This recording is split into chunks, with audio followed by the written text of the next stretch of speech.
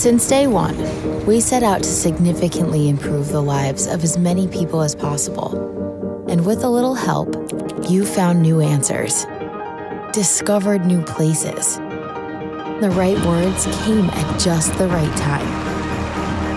And we even learned how to spell the word Epicurean. R-I-A-N. Life got a little easier. Our photos got a little better. And we got closer to a world where we all belong.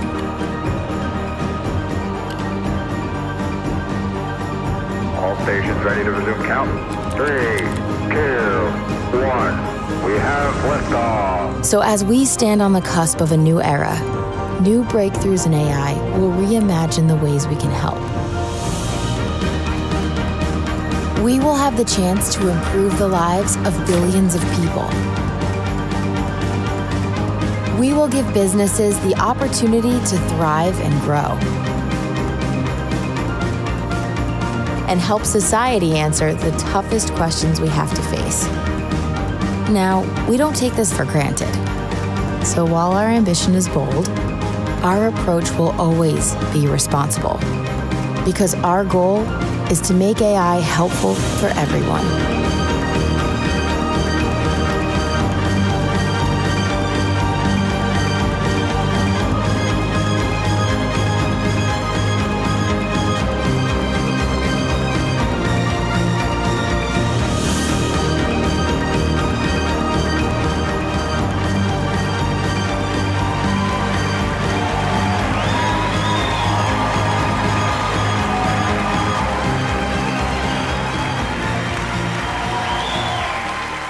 Good morning, everyone. Welcome to Google I/O.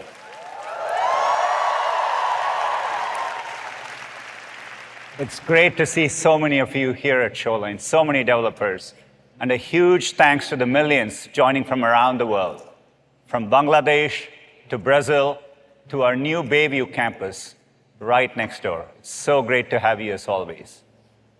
As you may have heard, AI is having a very busy year. So we've got lots to talk about. Let's get started. 7 years into our journey as an AI-first company, we are at an exciting inflection point. We have an opportunity to make AI even more helpful for people, for businesses, for communities, for everyone. We've been applying AI to make our products radically more helpful for a while. With generative AI, we are taking the next step. With a bold and responsible approach, we are reimagining all our core products, including search. You will hear more later in the keynote. Let me start with a few examples of how generative AI is helping to evolve our products, starting with Gmail. In 2017, we launched Smart Reply, short responses you could select with just one click. Next came Smart Compose, which offered writing suggestions as you type. Smart Compose led to more advanced writing features powered by AI. They've been used in Workspace over 180 billion times in the past year alone. And now with a much more powerful generative model, we are taking the next step in Gmail with Help Me Write. Let's say you got this email that your flight was canceled. The airline has sent a voucher, but what you really want is a full refund. You could reply and use Help Me Write. Just type in the prompt of what you want, an email to ask for a full refund, hit Create, and a full draft appears. As you can see, it conveniently pulled in flight details from the previous email. And it looks pretty close to what you want to send. Maybe you want to refine it further. In this case, a more elaborate email might increase the chances of getting the refund.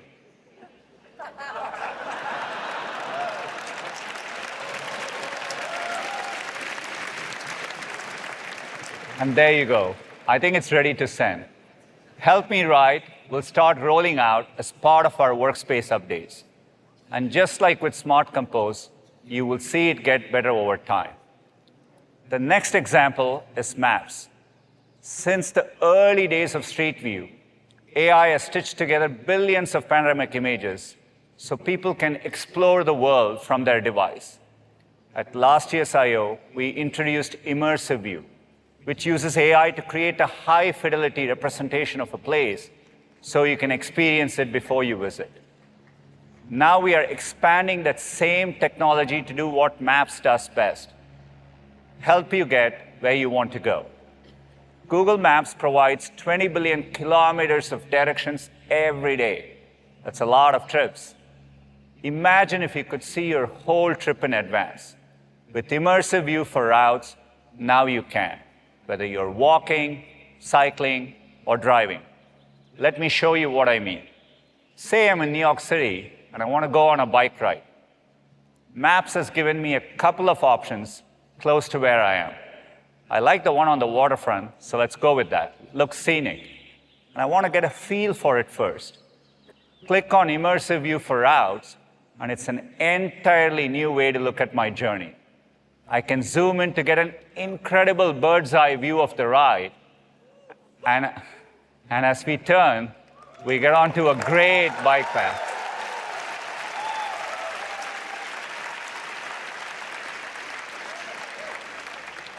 It looks like it's going to be a beautiful ride. You can also check today's air quality. Looks like AQI is 43, pretty good. And if I want to check traffic and weather and see how they might change over the next few hours, I can do that. Looks like it's going to pour later, so maybe I want to get going now.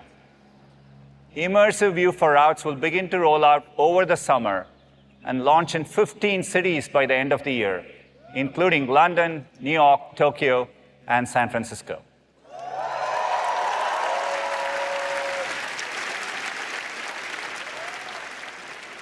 Another product made better by AI is Google Photos. We introduced it at I/O in 2015. It was one of our first AI-native products. Breakthroughs in machine learning made it possible to search your photos for things like people, sunsets, or waterfalls. Of course, we want you to do more than just search photos. We also want to help you make them better.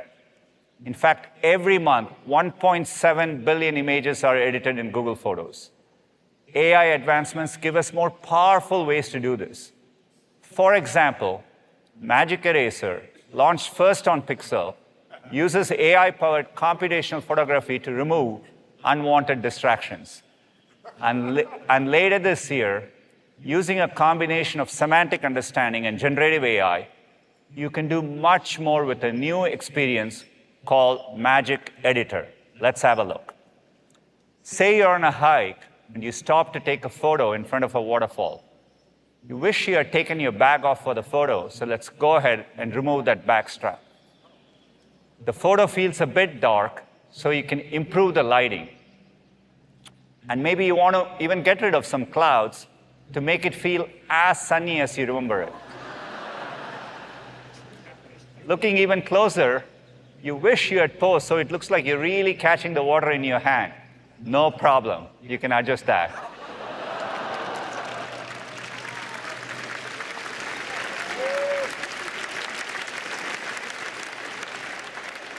There you go. Let's look at one more photo.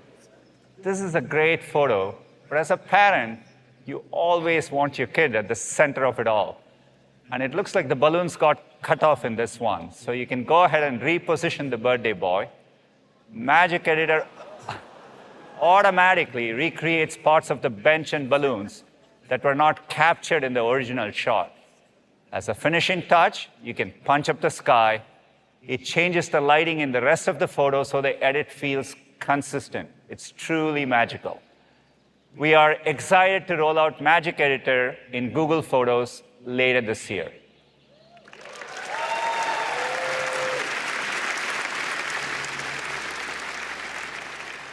From Gmail and Photos to Maps, these are just a few examples of how AI can help you in moments that matter. And there is so much more we can do to deliver the full potential of AI across the products you know and love. Today, we have 15 products that each serve more than 500 million people and businesses. And 6 of those products serve over 2 billion users each.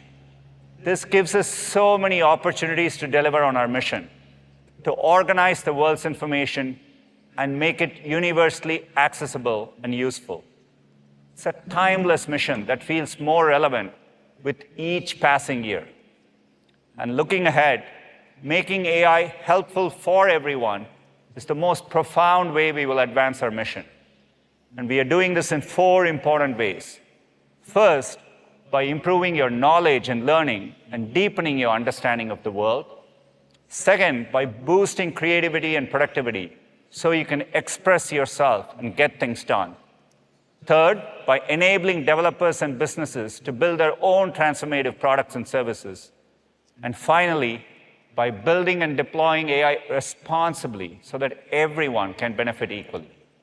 We are so excited by the opportunities ahead. Our ability to make AI helpful for everyone relies on continuously advancing our foundation models. So I want to take a moment to share how we are approaching them. Last year, you heard us talk about PaLM, which led to many improvements across our products. Today, we are ready to announce our latest PaLM model in production, PaLM 2.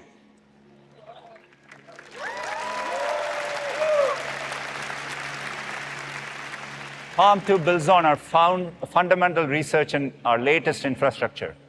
It's highly capable at a wide range of tasks and easy to deploy. We are announcing over 25 products and features powered by PaLM 2 today. PaLM 2 models deliver excellent foundational capabilities across a wide range of sizes.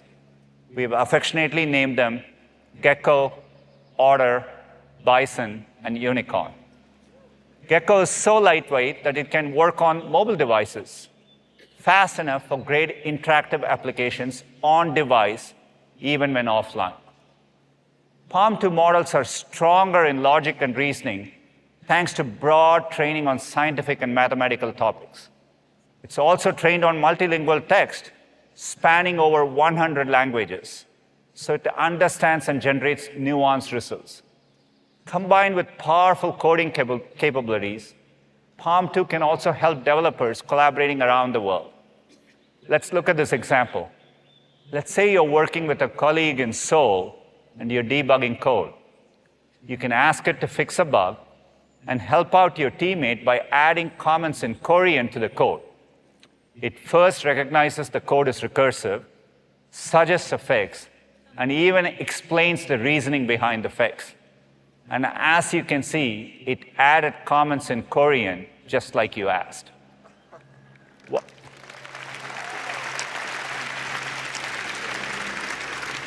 While PaLM 2 is highly capable, it really shines when fine-tuned on domain-specific knowledge. We recently released SecPaLM, a version of PaLM 2 fine-tuned for security use cases. It uses AI to better detect malicious scripts and can help security experts understand and resolve threats. Another example is MedPaLM 2. In this case, it's fine-tuned on medical knowledge. This fine-tuning achieved a 9x reduction in inaccurate reasoning when compared to the model, approaching the performance of clinician experts who answered the same set of questions. In fact, MedPaLM 2 was the first language model to perform at expert level on medical licensing exam-style questions and is currently the state-of-the-art. We are also working to add capabilities to MedPaLM 2 so that it can synthesize information from medical imaging, like plain films and mammograms. You can imagine an AI collaborator that helps radiologists interpret images and communicate the results. These are some examples of PaLM 2 being used in specialized domains. We can't wait to see it used in more. That's why I'm pleased to announce that it is now available in preview, and I'll let Thomas share more.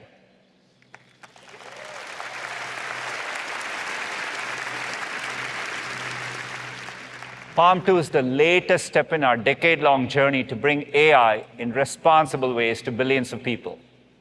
It builds on progress made by 2 world-class teams, the Brain team and DeepMind. Looking back at the defining AI breakthroughs over the last decade, these teams have contributed to a significant number of them: AlphaGo, transformers, sequence-to-sequence models, and so on. All this helps set the stage for the inflection point we are at today. We recently brought these two teams together into a single unit, Google DeepMind. Using the computational resources of Google, they are focused on building more capable systems safely and responsibly. This includes our next-generation foundation model, Gemini, which is still in training. Gemini was created from the ground up to be multimodal, highly efficient at tool and API integrations, and built to enable future innovations like memory and planning. While still early, we are already seeing impressive multimodal capabilities not seen in prior models. Once fine-tuned and rigorously tested for safety, Gemini will be available at various sizes and capabilities, just like Palm 2. As we invest in more advanced models, we are also deeply investing in AI responsibility. This includes having the tools to identify synthetically generated content whenever you encounter it. Two important approaches are watermarking and metadata. Watermarking embeds information directly into content in ways that are maintained even through modest image editing. Moving forward, we are building our models to include watermarking and other techniques from the start. If you look at the synthetic image, it's impressive how real it looks. So you can imagine how important this is going to be in the future. Metadata allows content creators to associate additional context with original files, giving you more information whenever you encounter an image. We'll ensure every one of our AI-generated images has that metadata. James will talk about our responsible approach to AI later. As models get better and more capable, one of the most exciting opportunities is making them available for people to engage with directly. That's the opportunity we have with Bard, our experiment for conversational AI. We are rapidly evolving Bard. It now supports a wide range of programming capabilities, and it's gotten much smarter at reasoning and math prompts. And as of today, it is now fully running on Palm 2. To share more about what's coming, let me turn it over to Sissy.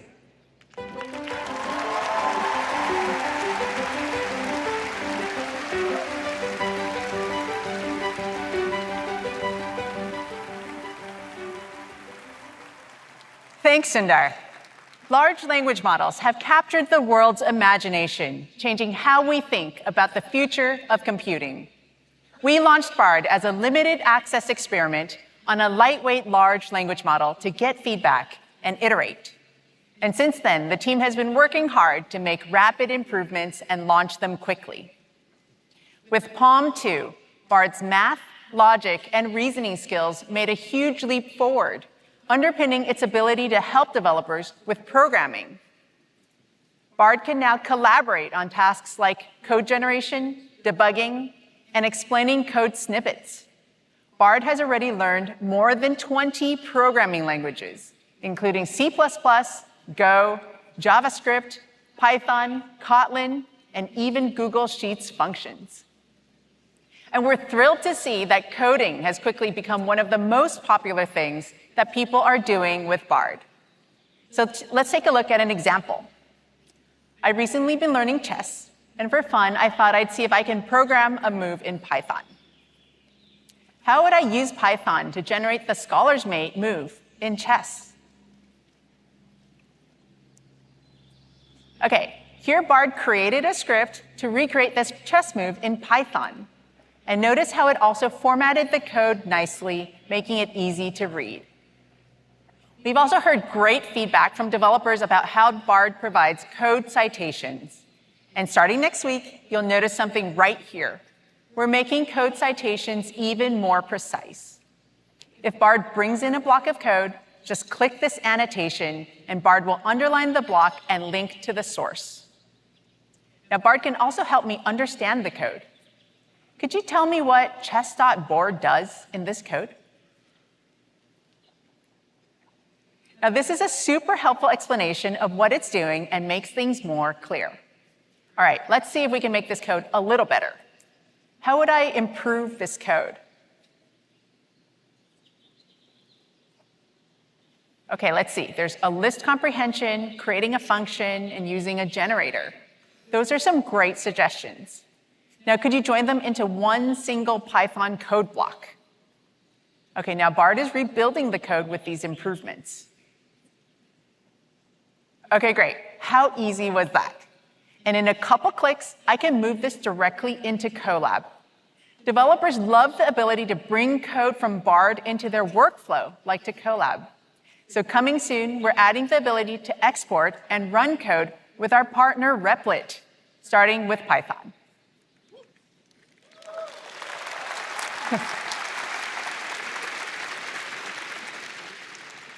We've also heard that you want dark theme, so starting today, you can activate it.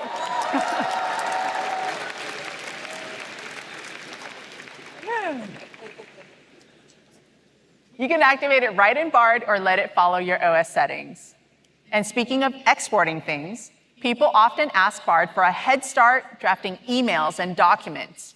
So today, we are launching 2 more export actions, making it easy to move Bard's responses right into Gmail and Docs.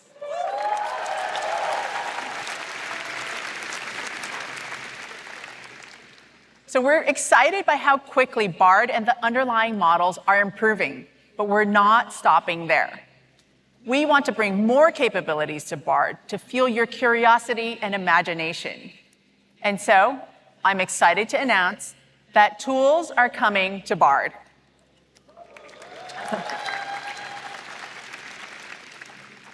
As you collaborate with Bard, you'll be able to tap into services from Google and extensions with partners to let you do things never before possible. And of course, we'll approach this responsibly in a secure and private way, letting you always stay in control. We're starting with some of the Google apps that people love and use every day. It's incredible what Bard can already do with text, but images are such a fundamental part of how we learn and express. So in the next few weeks, Bard will become more visual, both in its responses and your prompts. So if you ask, what are some must-see sites in New Orleans? Bard's going to use Google Search and the Knowledge Graph to find the most relevant images.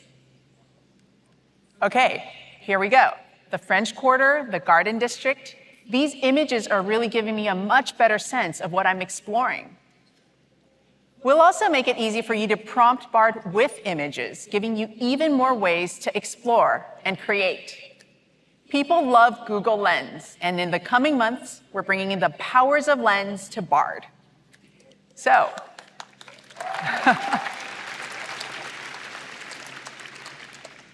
if you're looking to have some fun with your fur babies, you might upload an image and ask Bard to write a funny caption about these two. Now, Lens detects that this is a photo of a goofy German Shepherd and a golden retriever, and then Bard uses that to create some funny captions. If you ask me, I think they're both good boys. Okay, now let's do another one. Imagine I'm 18 and I need to apply to college. I won't date myself with how long it's been, but it's still an overwhelming process. So I'm thinking about colleges, but I'm not sure what I want to focus on. I'm into video games, and what kinds of programs might be interesting? Okay, this is a helpful head start. Animation looks pretty interesting. Now I could ask, help me find colleges with animation programs in Pennsylvania. Okay, great, that's a good list of schools. Now to see where these are, I might now say, show these on a map. Here, Bard's going to use Google Maps to visualize where the schools are.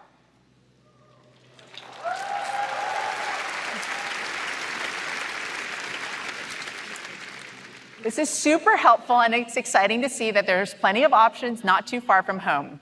Now let's start organizing things a bit. Show these options as a table. Nice. structured and organized, but there's more I want to know. Add a column showing whether they're public or private schools.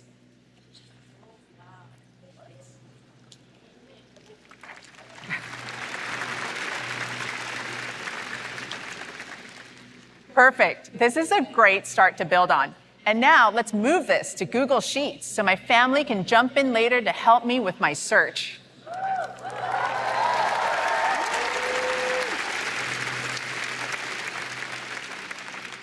You can see how easy it will be to get a jump start in Bard and quickly have something useful to move over to apps like Docs or Sheets to build on with others. Okay, now that's a taste of what's possible when Bard meets some of Google's apps. But that's just the start. Bard will be able to tap into all kinds of services from across the web with extensions from incredible partners like Instacart, Indeed, Khan Academy, and many more. So here's a look at one coming in the next couple months. With Adobe Firefly, you'll be able to generate completely new images from your imagination right in Bard. Now, let's say I'm planning a birthday party for my 7-year-old who loves unicorns. I want a fun image to send out with the invitations. Make an image of a unicorn and a cake at a kid's party. Okay, now Bard is working with Firefly to bring what I imagined to life.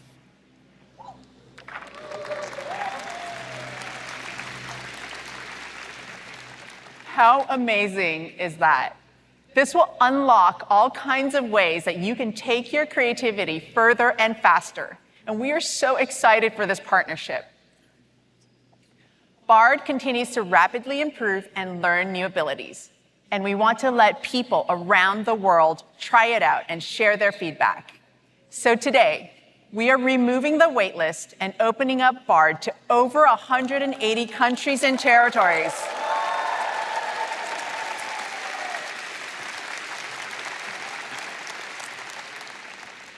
With more coming soon. And in addition to becoming available in more places, Bard is also becoming available in more languages. Beyond English, starting today, you'll be able to talk to Bard in Japanese and Korean.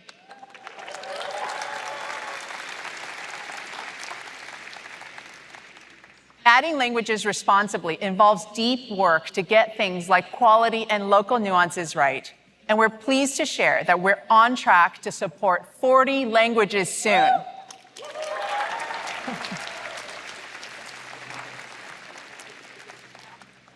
It's amazing to see the rate of progress so far. More advanced models, so many new capabilities, and the ability for even more people to collaborate with Bard. And when we're ready to move Bard to our Gemini model, I'm really excited about more advancements to come. So that's where we're going with Bard, connecting tools from Google and amazing services across the web to help you do and create anything you can imagine through a fluid collaboration with our most capable large language models. There's so much to share in the days ahead. And now, to hear more about how large language models are enabling next-generation productivity features right in Workspace, I'll hand it over to Aparna.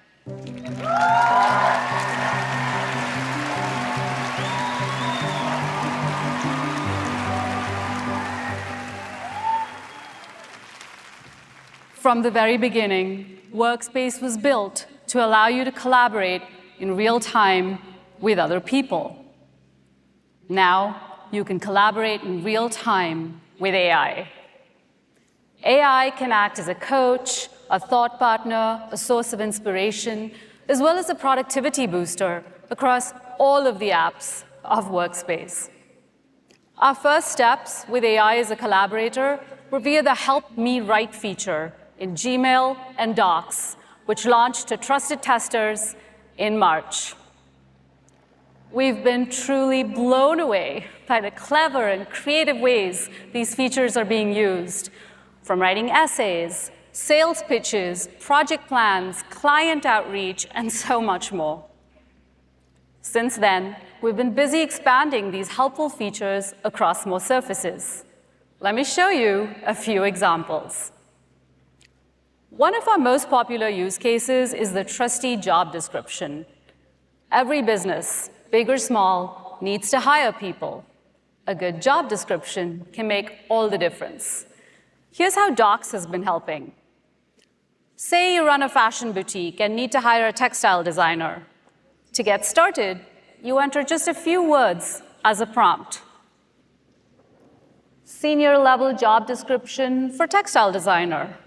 Docs will take that prompt, send it to our PaLM2-based model, and let's see what I got back. Not bad. With just 7 words, the model came back with a good starting point written out really nicely for me. Now you can take that and customize it for the kind of experience, education, and skill set that this role needs, saving you a ton of time and effort. Next.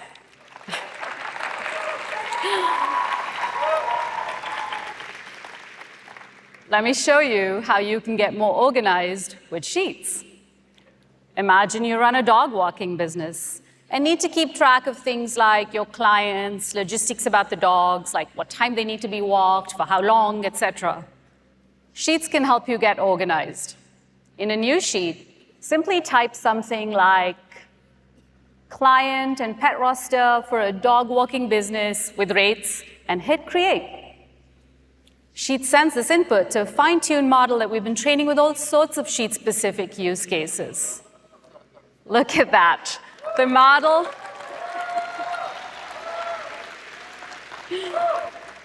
model figured out what you might need. The generated table has things like the dog's name, client info, notes, etc. This is a good start for you to tinker with. Sheets made it easy for you to get started, so you can go back to doing what you love.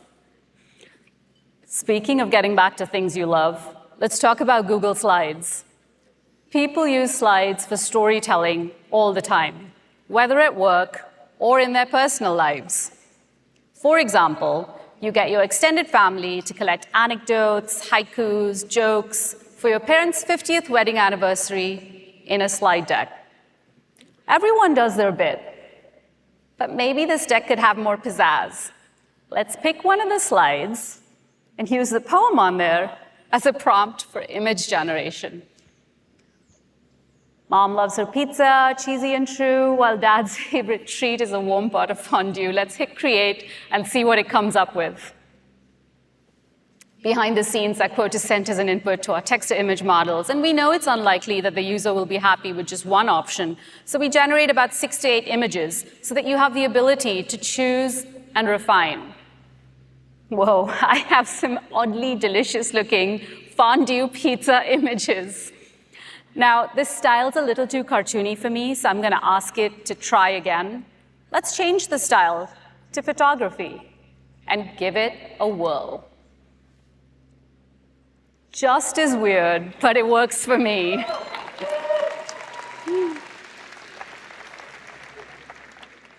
You can have endless fun with this, with no limits on cheesiness or creativity.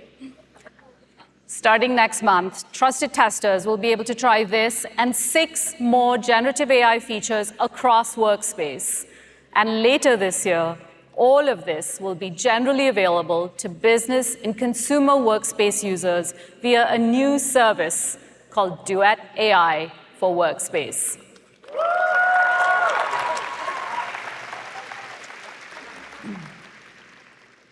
Stepping back a bit, I showed you a few powerful examples of how Workspace can help you get more done with just a few words as prompts.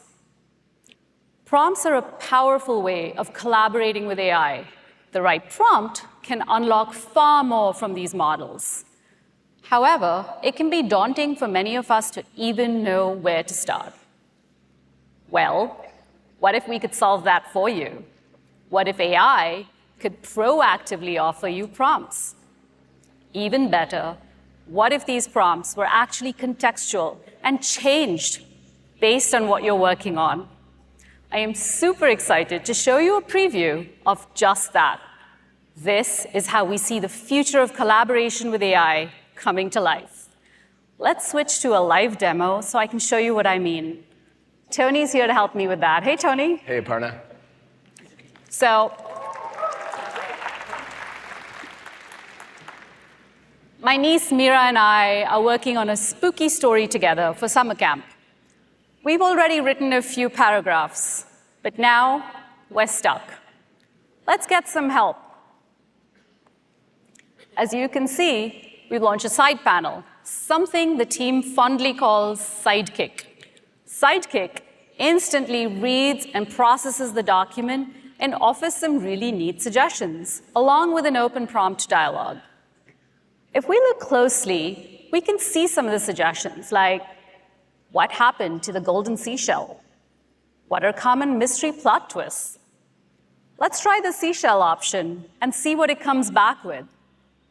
Now, what's happening behind the scenes is that we've provided the entire document as context to the model, along with the suggested prompt, and let's see what we got back. The golden seashell was eaten by a giant squid that lives in the cove. This is a good start. Let's insert these as notes so that we can continue our little project. Now, one of the interesting observations we have is that it's actually easier to react to something, or perhaps use that to say, I want to go in a different direction. And this is exactly what AI can help with. I see a new suggestion on there for generating images. Let's see what this does. The story has a village, a golden seashell, and other details. And instead of having to type all of that out, the model picks up these details from the document and generates images. These are some cool pictures, and I bet my niece will love these. Let's insert them into the doc for fun. Thank you, Tony.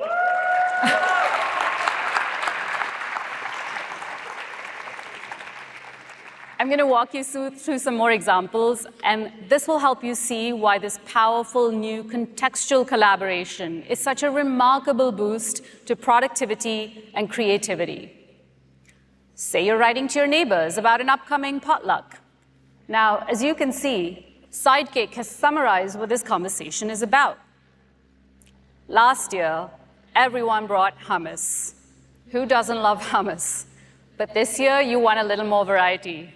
Let's see what people signed up to bring. Now, somewhere in this thread is a Google Sheet where you've collected that information. You can get some help by typing, write a note about the main dishes people are bringing, and let's see what we get back. Go. Awesome. It found the right sheet and cited the source in the Found In section, giving you confidence that this is not made up. It looks good. You can insert it directly into your email. Let's end with an example of how this can help you at work. Say you're about to give an important presentation, and you've been so focused on the content that you forgot to prepare speaker notes. The presentation is in an hour. Uh-oh. No need to panic. Look at what one of the suggestions is. Create speaker notes for each slide. Let's see what happens.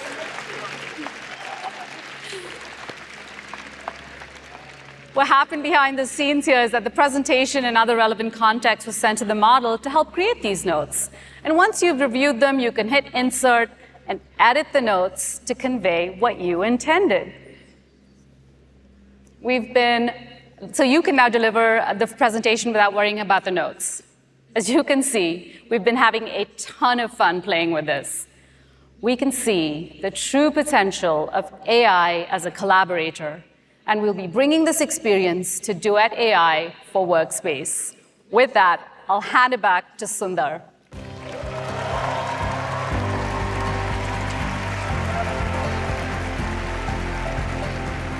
Thanks, Aparna. It's exciting to see all the innovation coming to Google Workspace. As AI continues to improve rapidly, we are focused on giving helpful features to our users. And starting today, we are giving you a new way to preview some of the experiences across Workspace and other products. It's called Labs. I say new, but Google has a long history of bringing Labs, and we've made it available throughout our history as well. You can check it out at google.com/labs. Next up, we're going to talk about search. Search has been our founding product from our earliest days. And we've always approached it placing user trust above everything else. To give you a sense of how we are bringing generative AI in search, I'm going to invite Kathy onto the stage. Kathy?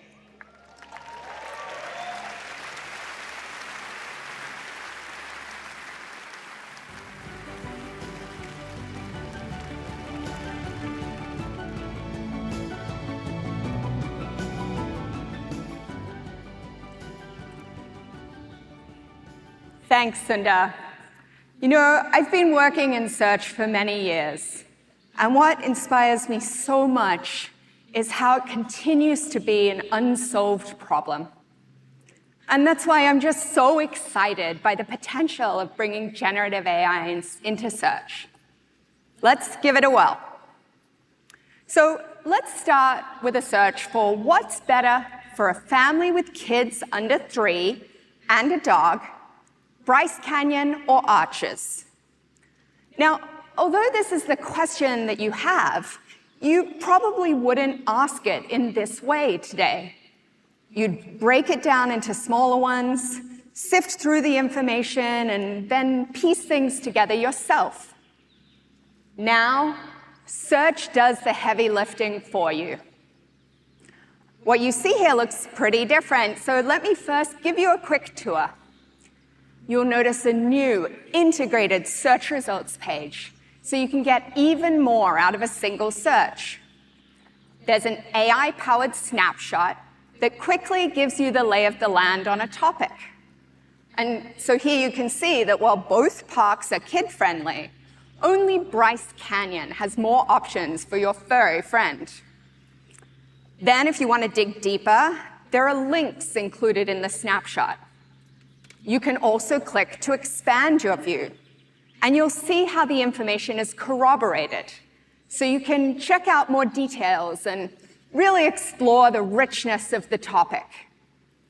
This new experience builds on Google's ranking and safety systems that we've been fine-tuning for decades. And search will continue to be your jumping-off point to what makes the web so special. Its diverse range of content, from publishers to creators, businesses, and even people like you and me. So you can check out recommendations from experts like the National Park Service and learn from authentic, first-hand experiences like the Mom Trotter blog.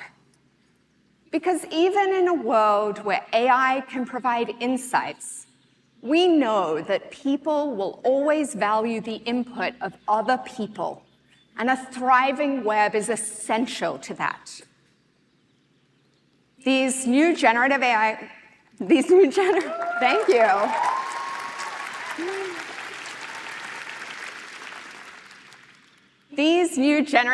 capabilities will make search smarter and searching simpler. And as you've seen, this is really especially helpful when you need to make sense of something complex with multiple angles to explore. You know, those times when even your question has questions. So, for example, let's say you're searching for a good bike for a 5-mile commute with hills. This can be a big purchase, so you want to do your research. In the AI-powered snapshot, you'll see important considerations like motor and battery for taking on those hills, and suspension for a comfortable ride. Right below that, you'll see products that fit the bill, each with images, reviews, helpful descriptions, and current pricing. This is built on Google's shopping graph, the world's most comprehensive data set of constantly changing products, sellers, brands, reviews, and inventory out there, with over 35 billion listings. In fact, there are 1.8 billion live updates to our shopping graph every hour. So you can shop with confidence in this new experience, knowing that you'll get fresh, relevant results. And for commercial queries like this, we also know that ads can be especially helpful to connect people with useful information and help businesses get discovered online. They're here, clearly labeled, and we're exploring different ways to integrate them as we roll out new experiences in search. And now that you've done some research, you might want to explore more. So right under the snapshot, you'll see the option to ask a follow-up question or select a suggested next step. Tapping any of these options will bring you into our brand new conversational mode.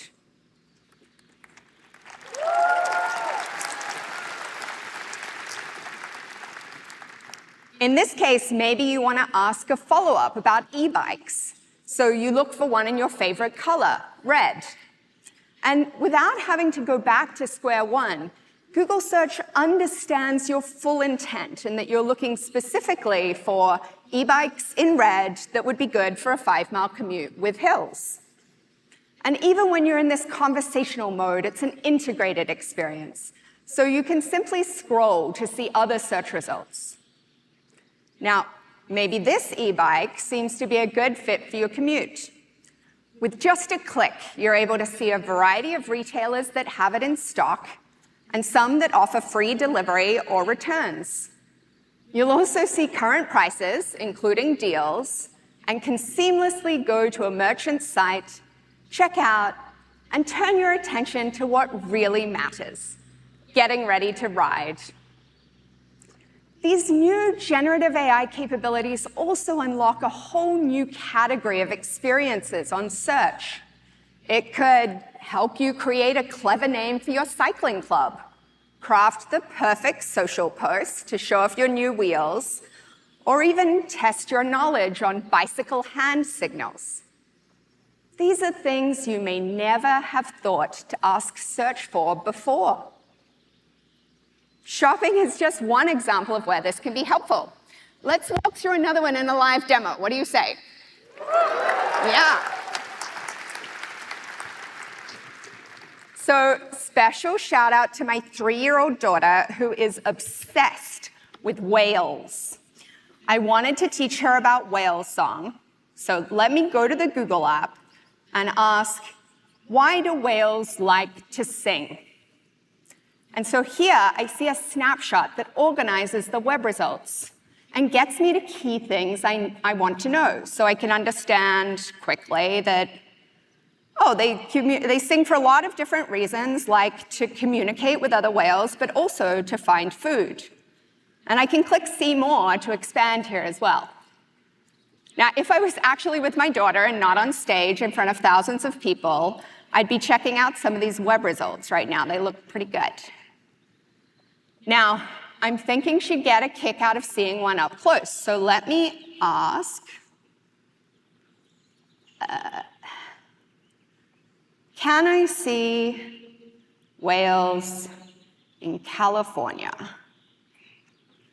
And so the LLMs right now are working behind the scenes to generate my snapshot, distilling insights and perspectives from across the web.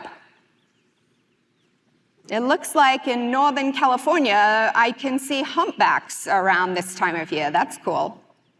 I'll have to plan to take her on a trip soon. And again, I can see some really great results from across the web. And if I want to refer to the results of my previous question, I can just scroll right up. Now, she's got a birthday coming up, so I can follow up with plush ones for kids under $40. Again, the LLMs are organizing this information for me, and this process will get faster over time. These seem like some great options. I think she'll really like the second one. She's into orcas as well. Phew, live demos are always a little nerve-wracking. I'm really glad that one went whale.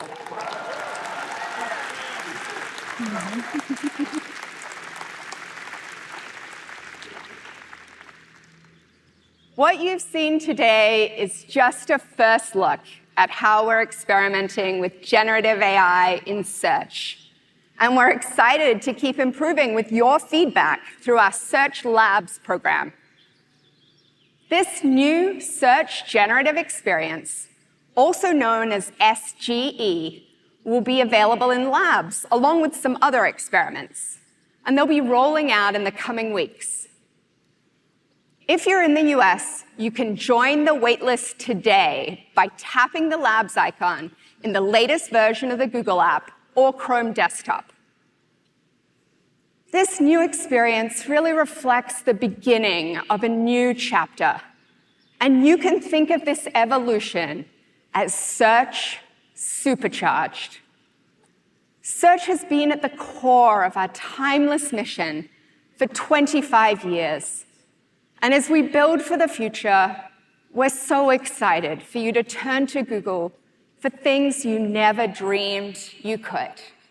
Here's an early look at what's to come for AI in search.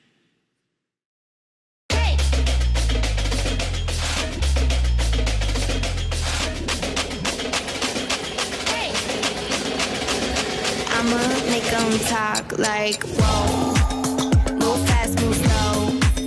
Catch me on a roll. Come say hello. 3, 2, 1, let's go.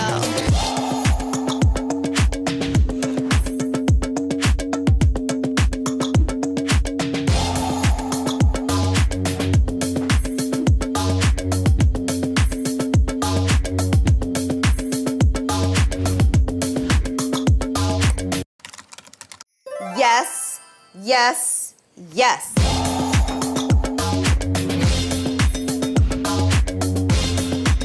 Come say hello. 3, 2, 1, let's go.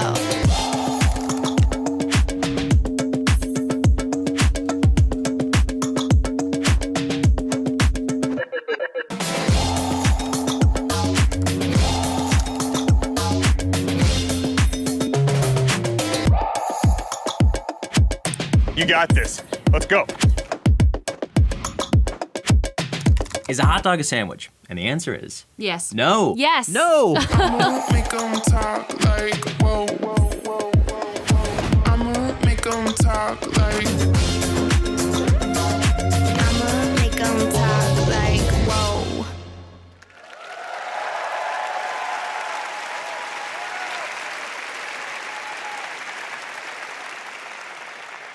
Is a hot dog a sandwich? I think it's more like a taco because the bread goes around it. Comes from the expert viewpoint of a vegetarian. Right. Thanks, Kathy. It's so exciting to see how we are evolving search and look forward to building it with you all. So far today, we have shared how AI can help unlock creativity, productivity, and knowledge. As you can see, AI is not only a powerful enabler, it's also a big platform shift. Every business and organization is thinking about how to drive transformation. That's why we are focused on making it easy and scalable for others to innovate with AI. That means providing the most advanced computing infrastructure, including state-of-the-art TPUs and GPUs, and expanding access to Google's latest foundation models that have been rigorously tested in our own products. We are also working to provide world-class tooling so customers can train, fine-tune, and run their own models with enterprise-grade safety, security, and privacy. To tell you more about how we are doing this with Google Cloud, please welcome Thomas.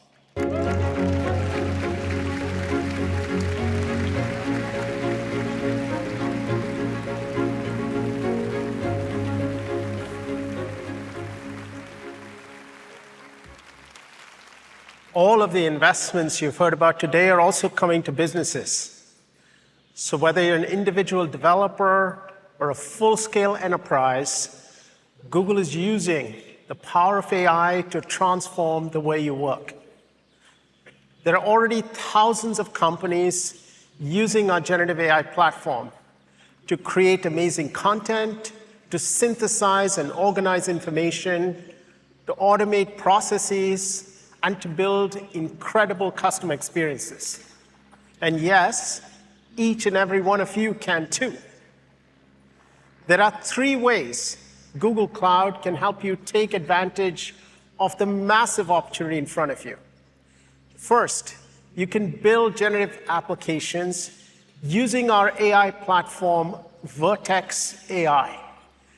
With Vertex, You can access foundation models for chat, text, and image. You just select the model you want to use, create prompts to tune the model, and you can even fine-tune the model's weights on your own dedicated compute clusters. To help you retrieve fresh and factual information from your company's databases, your corporate intranet, your website, and enterprise applications, we offer enterprise search. Our AI platform is so compelling for businesses because it guarantees the privacy of your data. With both Vertex and enterprise search, you have sole control of your data and the costs of using generative AI models. In other words, your data is your data and no one else's. You can also choose the best model for your specific needs across many sizes that have been optimized for cost, latency, and quality. Many leading companies are using our generative AI technologies to build super cool applications, and we've all been blown away by what they're doing. Let's hear from a few of them. The unique thing about Google Cloud is the expansive offering. The Google partnership has taught us to lean in, to iterate, to test and learn, and have the courage to fail fast where we need to. But also, Google's a really AI-centric company, and so there's a lot for us to learn directly from the engineering team. Now, with generative AI, we can have a much smarter conversations with our customers. We have been really enjoying taking the latest and greatest technology and making that accessible to our entire community. Giving early access to Vertex APIs opens a lot of doors for us to be most efficient and productive in the way we create experiences for Uber customers.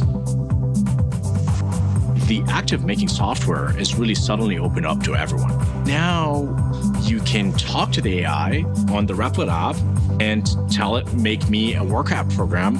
And with one click, we can deploy it to a Google Cloud VM, and you have an app that you just talked into existence.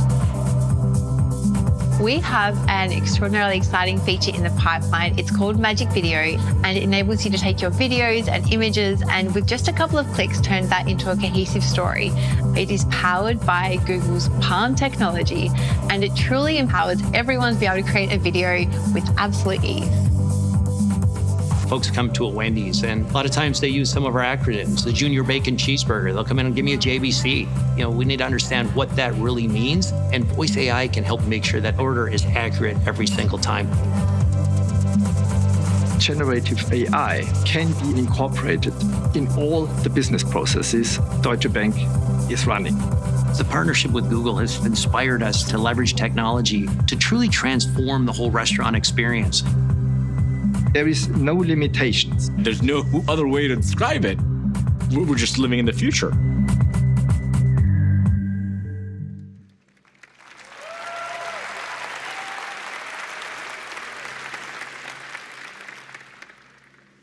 We're also doing this with partners like Character AI.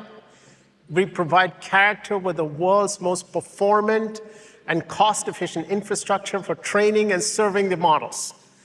By combining its own AI capabilities with those of Google Cloud, consumers can create their own deeply personalized characters and interact with them. We're also partnering with Salesforce to integrate Google Cloud's AI models and BigQuery with their Data Cloud and Einstein, their AI-infused CRM assistant.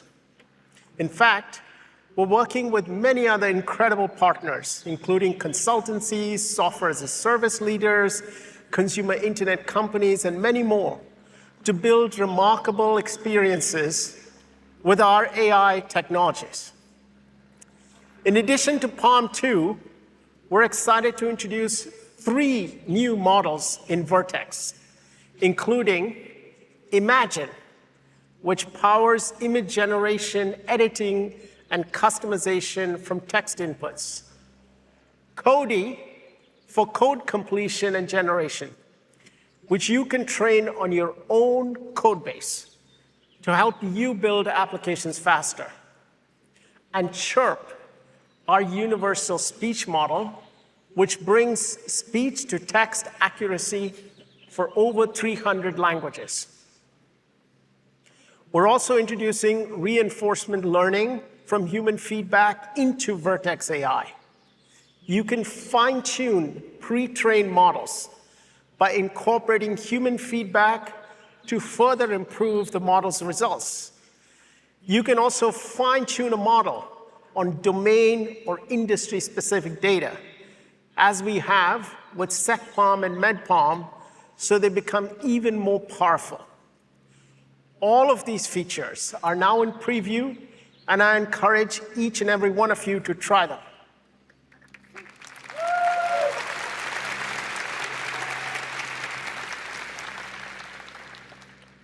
The second way we're helping you take advantage of this opportunity is by introducing Duet AI for Google Cloud. Earlier, Aparna told you about Duet AI for Google Workspace and how it is an always-on AI collaborator to help people get things done. Well, the same thing is true with Duet AI for Google Cloud, which serves as an AI expert pair programmer. Duet uses generative AI to provide developers assistance wherever you need it, within the IDE, the Cloud Console, or directly within chat. It can provide you contextual code completion, offer suggestions tuned to your code base, and generate entire functions in real time. It can even assist you with code reviews and code inspection. Hen will show you more in the developer keynote. The third way we're helping you seize this moment is by building all of these capabilities on our AI-optimized infrastructure. This infrastructure makes large-scale training workloads up to 80% faster and up to 50% cheaper compared to any alternatives out there. Look, when you nearly double performance,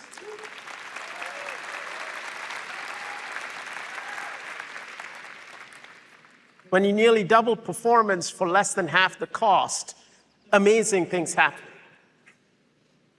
Today, we're excited to announce a new addition to this infrastructure family, the A3 virtual machines, based on NVIDIA's latest H100 GPUs. We provide the widest choice of compute options for leading AI companies like Anthropic and Midjourney to build their future on Google Cloud. And yes, there's so much more to come. Next, Josh is here to show you exactly how we're making it easy and scalable for every developer to innovate with AI and Palm 2.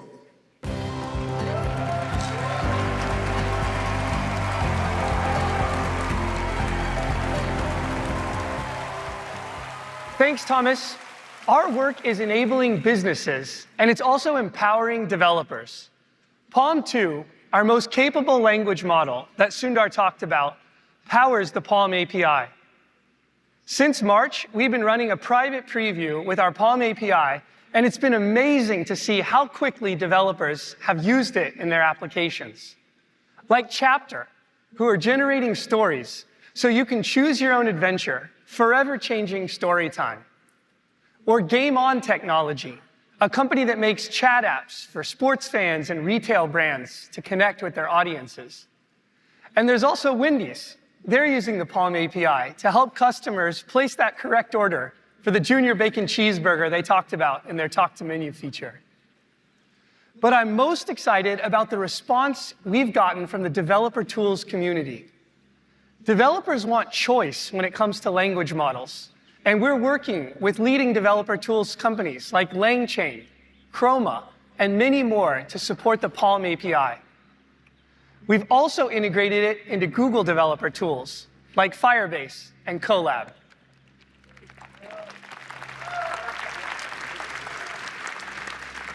You can hear a lot more about the Palm API in the developer keynote and sign up today. Now, to show you just how powerful the Palm API is, I want to share one concept that 5 engineers at Google put together over the last few weeks. The idea is called Project Tailwind, and we think of it as an AI-first notebook that helps you learn faster. Like a real notebook, your notes and your sources power Tailwind. How it works is you can simply pick the files from Google Drive, and it effectively creates a personalized and private AI model that has expertise in the information that you give it. We've been developing this idea with authors like Stephen Johnson and testing it at universities like Arizona State and the University of Oklahoma, where I went to school. Do you want to see how it works? Let's do a live demo. Now imagine that I'm a student taking a computer science history class. I'll open up Tailwind, and I can quickly see in Google Drive all my different notes and assignments and readings. I can insert them. And what'll happen when Tailwind loads up is you can see my different notes and articles on the side. Here they are in the middle. And it instantly creates a study guide on the right to give me bearings. You can see it's pulling out key concepts and questions grounded in the materials that I've given it. Now, I can come over here and quickly change it to go across all the different sources and type something like create glossary for Hopper. And what's going to happen behind the scenes is it'll automatically compile a glossary associated with all the different notes and articles relating to Grace Hopper, the computer science history pioneer. Look at this, Flowmatic, COBOL, compiler, all created based on my notes. Now let's try one more. I'm going to try something else called different viewpoints on Dynabook. So the Dynabook, this was a concept from Alan Kay. Again, Tailwind, going out, finding all the different things. You can see how quick it comes back. There it is. And what's interesting here is it's helping me think through the concept. So it's giving me different viewpoints. It was a visionary product. It was a missed opportunity. But my favorite part is it shows its work. You can see the citations here.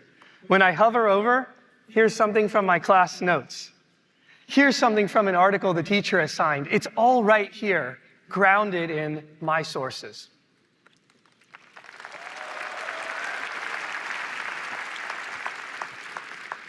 Now, Project Tailwind is still in its early days, but we've had so much fun making this prototype, and we realized it's not just for students. It's helpful for anyone synthesizing information from many different sources that you choose, like writers researching an article, or analysts going through earnings calls, or even lawyers preparing for a case. Imagine collaborating with an AI that's grounded in what you've read in all of your notes. We want to make it available to try it out if you want to see it.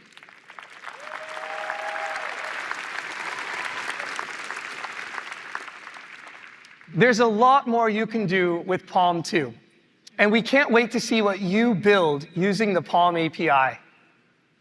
Generative AI is changing what it means to develop new products. At Google, we offer the best ML infrastructure with powerful models, including those in Vertex, and the APIs and tools to quickly generate your own applications. Building bold AI requires a responsible approach. So let me hand it over to James to share more. Thanks.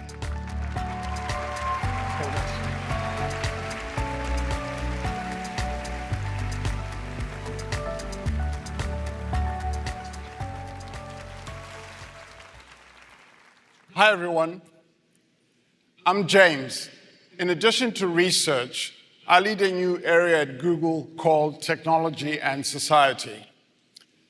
Growing up in Zimbabwe, I could not have imagined all the amazing and groundbreaking innovations that have been presented on this stage today.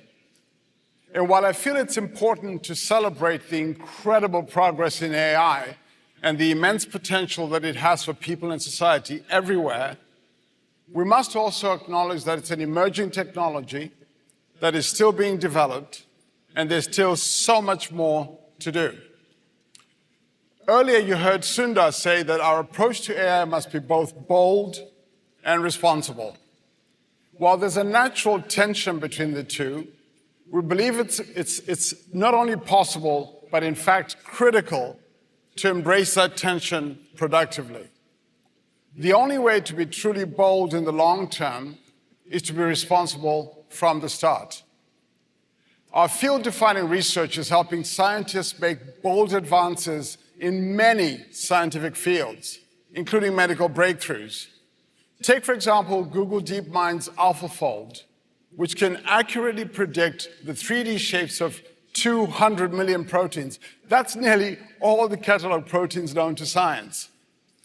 AlphaFold gave us the equivalent of nearly 400 million years of progress in just weeks.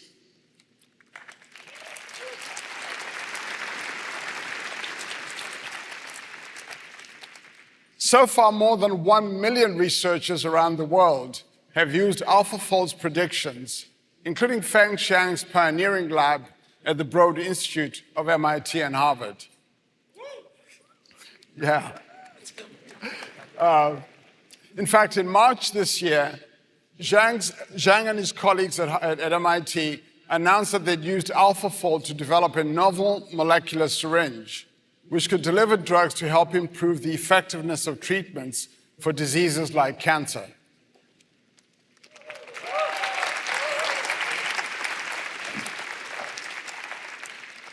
And while it's exhilarating to see such bold and beneficial breakthroughs, AI also has the potential to worsen existing societal challenges like unfair bias, as well as pose new challenges as it becomes more advanced and new uses emerge. That's why we believe it's imperative to take a responsible approach to AI. This work centers around our AI principles that we first established in 2018. These principles guide product development, and they help us assess every AI application. They prompt questions like, will it be socially beneficial? Or could it lead to harm in any way? One area that is top of mind for us is misinformation. Generative AI makes it easier than ever to create new content, but it also raises additional questions about its trustworthiness. That's why we're developing and providing people with tools to evaluate online information. For example, have you come across a photo on a website or one shared by a friend with very little context, like this one of the moon landing, and found yourself wondering, is this reliable? I have, and I'm sure many of you have as well. In the coming months, we're adding 2 new ways for people to evaluate images. First, with our About This Image tool in Google Search, you'll be able to see important information such as when and where similar images may have first appeared, where else the image has been seen online, including news, fact-checking, and social sites. All this providing you with helpful context to determine if it's reliable. Later this year, you'll also be able to use it if you search for an image or screenshot using Google Lens, or when you're on websites in Chrome. As we begin to roll out the generative image capabilities, like Sundar mentioned, we will ensure that every one of our AI-generated images has metadata, a markup in the original file to give you context if you come across it outside of our platforms. Not only that, creators and publishers will be able to add similar metadata, so you'll be able to see a label in images in Google Search marking them as AI-generated.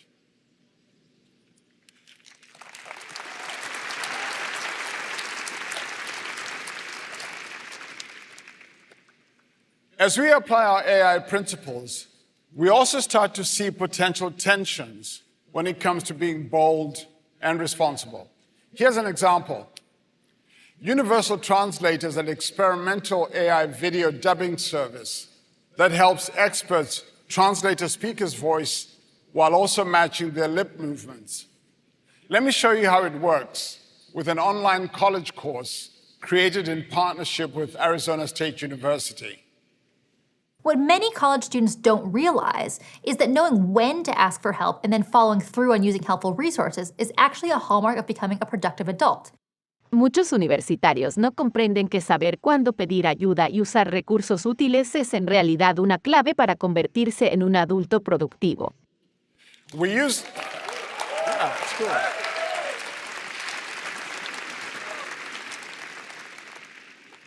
We use next generation translation models to translate what the speaker's saying, models to replicate the style and the tone, and then match the speaker's lip movements. Then we bring it all together. This is an enormous step forward for learning comprehension, and we're seeing promising results with course completion rates. But there's an inherent tension here. You can see how this can be incredibly beneficial, but some of the same underlying technology could be misused by bad actors to create deep fakes. So we've built this service with guardrails to help prevent misuse, and we make it accessible only to authorized partners.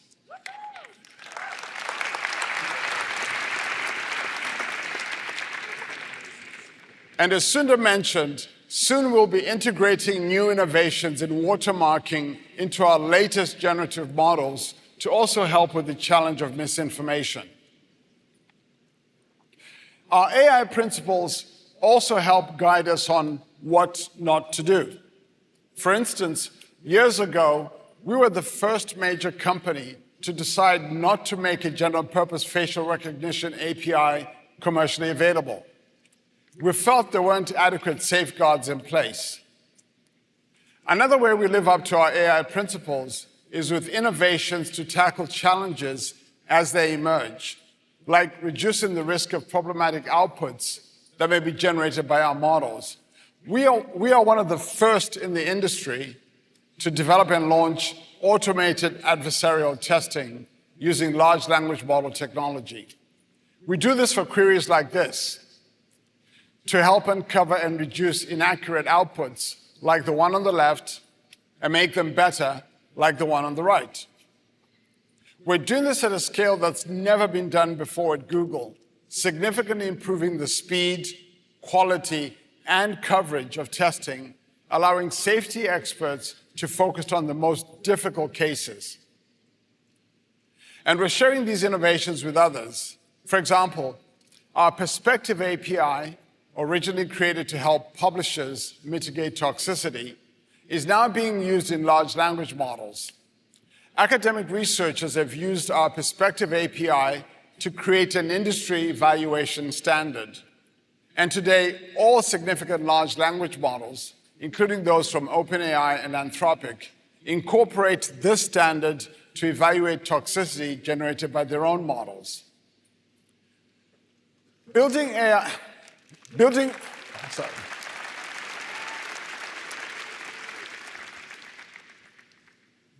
AI responsibly must be a collective effort involving researchers, social scientists, industry experts, governments, and everyday people.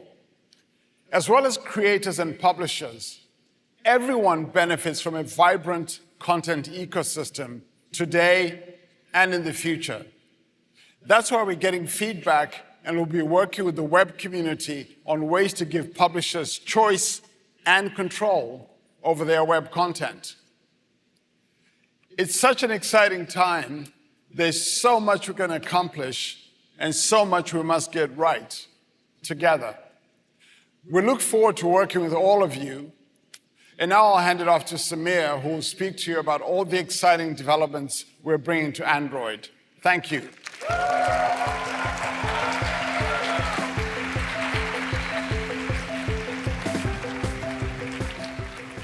Hi, everyone. It's great to be back at Google I/O.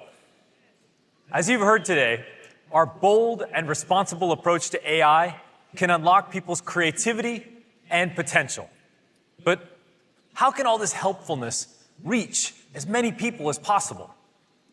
At Google, our computing platforms and hardware products have been integral to that mission. From the beginning of Android, we believed that an open OS would enable a whole ecosystem and bring smartphones to everyone. And as we all add more devices to our lives, like tablets, TVs, cars, and more, this openness creates the freedom to choose the devices that work best for you. With more than 3 billion Android devices, we've now seen the benefits of using AI to improve experiences at scale. For example, this past year, Android used AI models to protect users from more than 100 billion suspected spam messages and calls.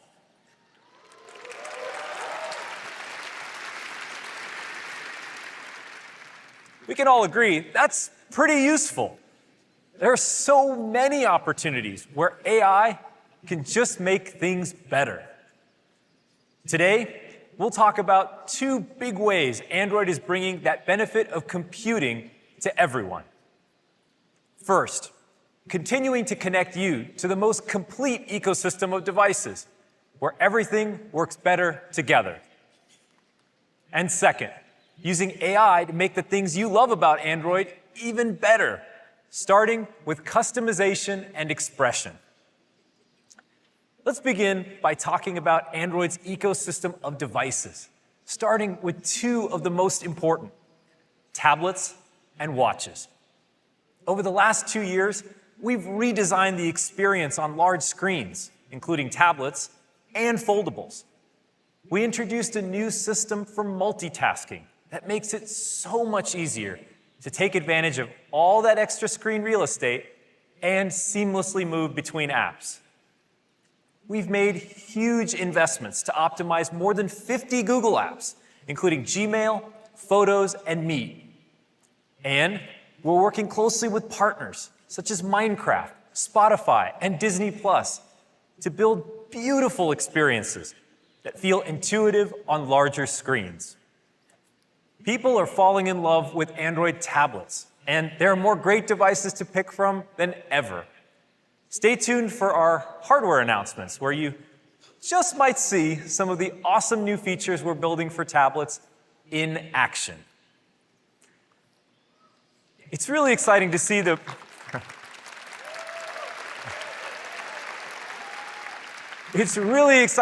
momentum in smart watches as well. Wear OS is now the fastest growing watch platform, just 2 years after launching Wear OS 3 with Samsung. A top ask from fans has been for more native messaging apps on the watch. I'm excited to share that WhatsApp is bringing their first ever watch app to Wear this summer.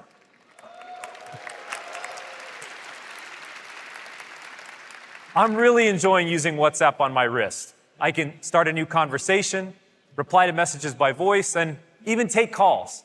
I can't wait for you to try it. Our partnership on Wear OS with Samsung has been amazing, and I'm excited about our new Android collaboration on Immersive XR. We'll share more later this year. Now, we all know that to get the best experience, all these devices need to work seamlessly together. It's got to be simple. That's why we built FastPair, which lets you easily connect more than 300 headphones, and why we have Nearby Share to easily move files between your phone, tablet, or Windows and Chrome OS computer, and Cast to make streaming video and audio to your devices ultra simple, with support from over 3,000 apps.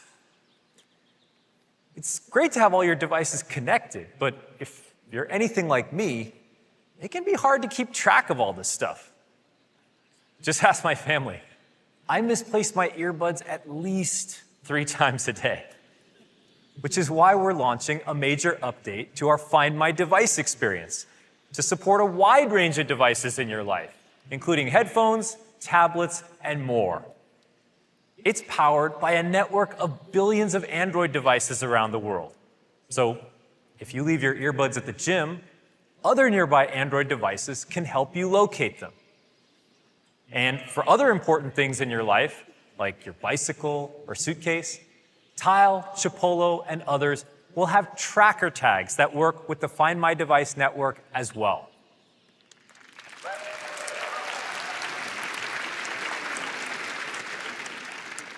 Now, we took some time to really get this right, because protecting your privacy and safety is vital. From the start, we designed the network in a privacy-preserving way, where location information is encrypted. No one else can tell where your devices are located, not even Google. This is also why we're introducing unknown tracker alerts. Your phone will tell you if an unrecognized tracking tag is moving with you and help you locate it.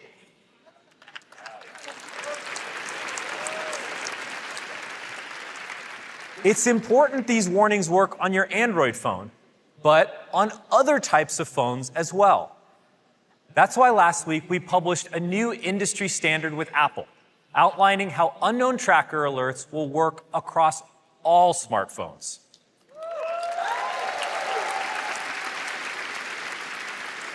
Both the new Find My Device experience and unknown tracker alerts are coming later this summer. Now,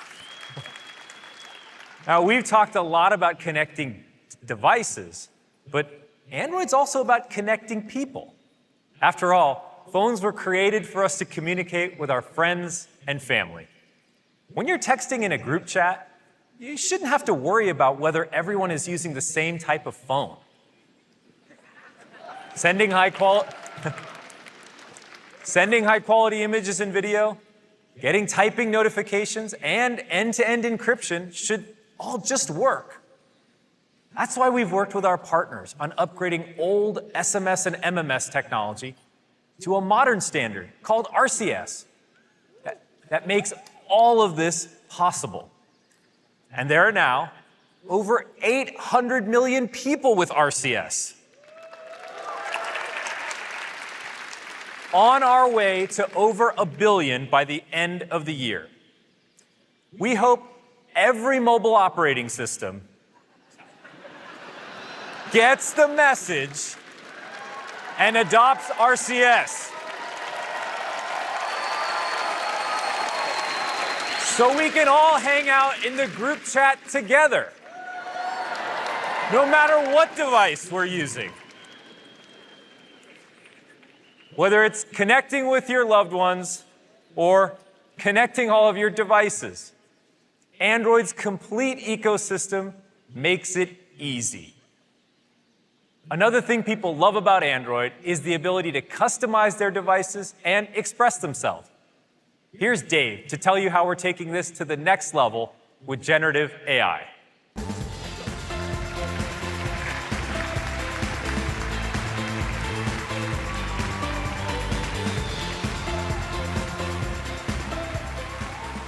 All right, thanks, Samira, and hello, everyone. So here's the thing. People want to express themselves in the products they use every day, from the clothes they wear, to the car they drive, to their surroundings at home. We believe the same should be true for your technology. Your phone should feel like it was made just for you. And that's why customization has always been at the core of the Android experience. This year, we're combining Android's guided customization with Google's advances in generative AI, so your phone can feel even more personal. So let me show you what this looks like. To start, messages and conversations can be so much more expressive, fun, and playful with Magic Compose. It's a new feature coming to Google Messages, powered by generative AI, that helps you add that extra spark of personality to your conversation. So just type your message like you normally would, and then choose how you want to sound. Magic Compose will do the rest, so your messages give off more positivity, more rhymes, more professionalism, or if you want, in the style of a certain playwright. To try or not to try this feature, that is the question. Now, we also have new personalizations coming to the OS layer. At Google I/O 2 years ago, we introduced Material You. It's a design system that combines user inspiration with dynamic color science for a fully personalized experience. We're continuing to expand on this in Android 14, with all new customization options coming to your lock screen. So now I can add my own personalized style to the lock screen clock, so it looks just the way I want. And what's more, with the new customizable lock screen shortcuts, I can instantly jump into my most frequent activities. Of course, what really makes your lock screen and home screen yours is the wallpaper. And it's the first thing that many of us set when we get a new phone. Now, emojis are such a fun and simple way of expressing yourself, so we thought, wouldn't it be cool to bring them to your wallpaper? So with emoji wallpapers, you choose your favorite combination of emoji, pick the perfect pattern, and then find just the right color to bring them all together. So let's take a look. And I'm not going to use the laptops. I'm going to use a phone. All right. So let's see. I'm going to go into the wallpaper picker, and I'm going to tap on the new option for emojis. And I'm feeling in a kind of, I don't know, zany mood with all you people looking at me. So I'm going to pick this guy, and let's see, who else is in here? This one looks pretty cool, like the 8-bit one. And obviously that one. Somebody said there was a duck on stage earlier, so let's go find a duck. Hello, duck. Where's the duck? Can anyone see a duck? Where's the duck gone? There's a duck. All right, there he is. We got some ducks. OK, cool. And then pattern-wise, we got a bunch of different patterns you can pick. I'm going to pick mosaic. That's my favorite. I'm going to play with the zoom. Let's see, we'll get this just right. OK, I got enough ducks in there. OK, cool. And then colors, let's see. Ooh, that pops. Let's go with a more muted one. Or maybe that one. That one looks good. That looks good. I like that one. All right, select that, set the wallpaper, and then I go home. Looks pretty cool, huh?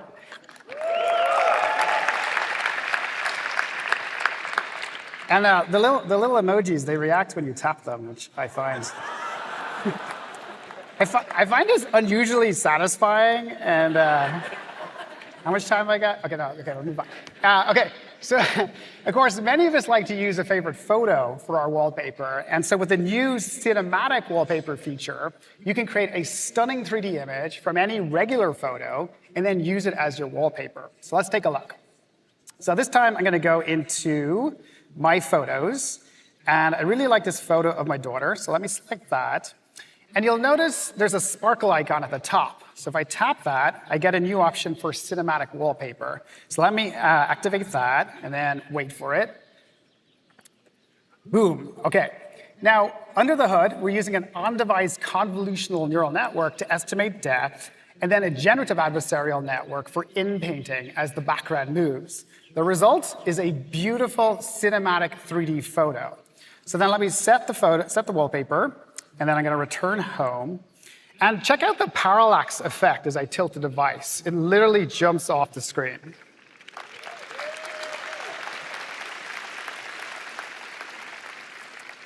So both cinematic wallpapers and emoji wallpapers are coming first to Pixel devices next month. So let's say you don't have the perfect wallpaper photo handy, or you just want to have fun and create something new. With our new generative AI wallpapers, you choose what inspires you, and then we create a beautiful wallpaper to fit your vision. So let's take a look. So this time, I'm going to go and select Create a Wallpaper with AI. And I like classic art, so let me tap that. Now, you'll notice at the bottom, we use structured prompts to make it easier to create. So for example, I can pick, what am I going to do? City by the Bay in a post-impressionist style. Cool. And I tap Create Wallpaper. Nice. Now, behind the scenes, we're using Google's text-to-image diffusion models to generate completely new and original wallpapers. And I can swipe through and see all the different options that it's created. And some of these look really cool, right?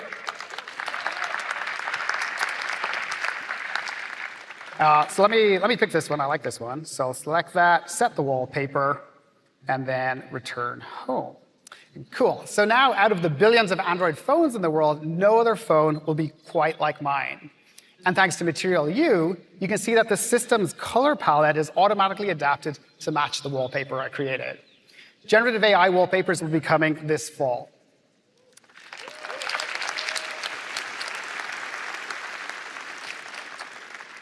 So from a thriving ecosystem of devices to AI-powered expression, there is so much going on right now in Android.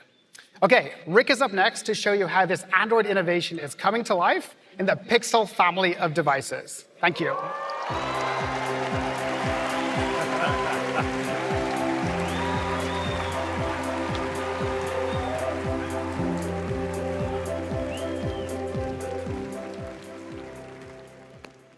The pace of AI innovation over the past year has been astounding. As you heard Sundar talk about earlier, new advances are transforming everything from creativity and productivity to knowledge and learning. Now let's talk about what that innovation means for Pixel, which has been leading the way in AI-driven hardware experiences for years. Now, from the beginning, Pixel was conceived as an AI-first mobile computer, bringing together all the amazing breakthroughs across the company and putting them into a Google device you can hold in your hand. Other phones have AI features, but Pixel is the only phone with AI at the center. And I mean that literally. The Google Tensor G2 chip is custom designed to put Google's leading-edge AI research to work in our Pixel devices. By combining Tensor's on-device intelligence with Google's AI in the cloud, Pixel delivers truly personal AI. Your device adapts to your own needs and preferences, and it anticipates how it can help you save time and get more done. This personal AI enables all those helpful experiences that Pixel's known for that aren't available on any other mobile device, like Pixel Call Assist, which helps you avoid long hold times, navigate phone tree menus, ignore the calls you don't want, and get better sound quality on the calls you do want. Personal AI also enables helpful Pixel speech experiences. On-device machine learning translates different languages for you, transcribes conversations in real time, and understands how you talk and type. And you're protected with Pixel Safe, a collection of features that keep you safe online and in the real world. And of course, there's Pixel Camera.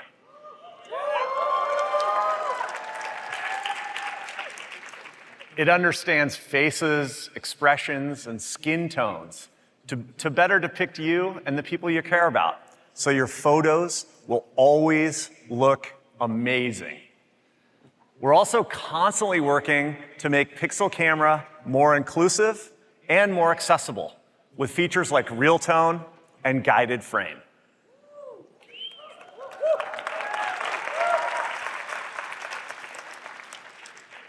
Pixel experiences continue to be completely unique in mobile computing. And that's because Pixel's the only phone engineered end-to-end by Google, and the only phone that combines Google Tensor, Android, and AI.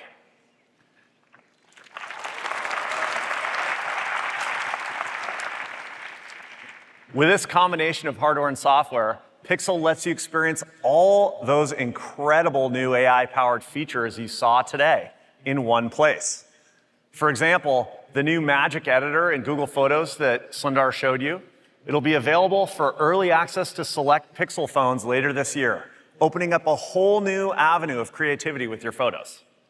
And Dave just showed you how Android's adding depth to how you can express yourself with generative AI wallpapers. And across Search, Workspace, and Bard, new features powered by large language models can spark your imagination, make big tasks more manageable, and help you find better answers to everyday questions, all from your Pixel device. We have so many more exciting developments in the space, and we can't wait to show you more in the coming months.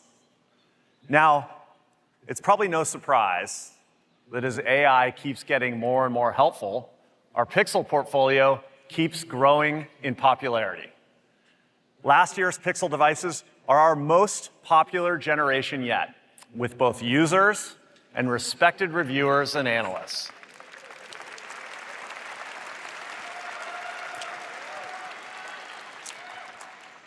Our Pixel phones won multiple Phone of the Year awards. Yes, thank you. And in the premium smartphone category, Google is the fastest growing OEM in our markets.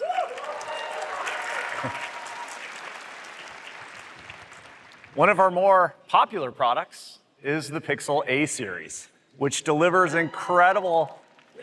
Thank you. I'm glad you like it. It delivers incredible pixel performance in a very affordable device. And to continue the I/O tradition, let me show you the newest member of our A series. Today, we're completely upgrading everything you love about our A series with the gorgeous new Pixel 7a.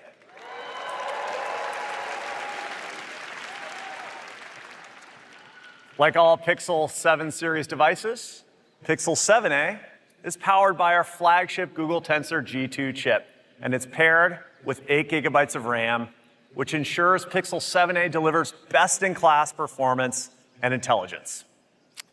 And you're gonna love the camera. The 7a takes the crown from 6a as the highest rated camera in its class, with the biggest upgrade ever to our A series camera hardware, including a 72% bigger main camera sensor.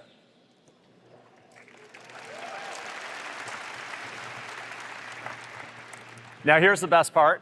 Pixel 7a is available today, starting at $499.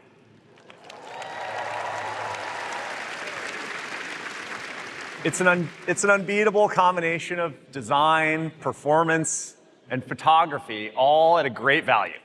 And you can check out the entire Pixel 7a lineup on the Google Store, including our exclusive coral color. Now, next up, we're going to show you how we're continuing to expand the Pixel portfolio into new form factors. Yeah.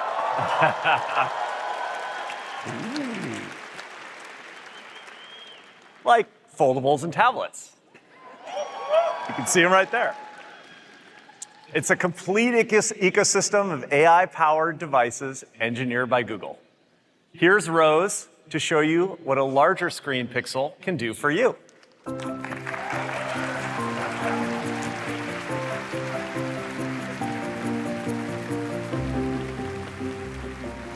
Okay, let's talk tablets, which have been a little bit frustrating. It's always hard to know where they fit in, and they haven't really changed in the past 10 years. A lot of times they're sitting forgotten in the drawer, and that one moment you need it, it is out of battery. We believe tablets and large screens in general still have a lot of potential. So we set out to build something different, making big investments across Google Apps, Android, and Pixel to reimagine how large screens can deliver a more helpful experience. Pixel Tablet is the only tablet engineered by Google and designed specifically to be helpful in your hand and in the place they are used the most, the home. We designed the Pixel Tablet to uniquely deliver helpful Pixel experiences, and that starts with great hardware. A beautiful 11-inch high-resolution display with crisp audio from the 4 built-in speakers. A premium aluminum enclosure with a nano-ceramic coating that feels great in the hand and is cool to the touch. The world's best Android experience on a tablet powered by Google Tensor G2 for long-lasting battery life and cutting-edge personal AI. For example, with Tensor G2, we optimized the Pixel camera specifically for video calling. Tablets are fantastic video calling devices. And with Pixel Tablet, you are always in frame, in focus, and looking your best. The large screen makes Pixel Tablet the best Pixel device for editing photos with AI-powered tools like Magic Eraser and Photo Unblur. Now, typing on a tablet can be so frustrating. With Pixel Speech and Tensor G2, we have the best voice recognition, making voice typing nearly 3 times faster than tapping. And as Samir mentioned, we've been making huge investments to create great app experiences for larger screens, including more than 50 of our own apps. With Pixel Tablet, you are getting great tablet hardware with great tablet apps. but we saw an opportunity to make the tablet even more helpful in the home. So we engineered a first-of-its-kind charging speaker dock. Woo!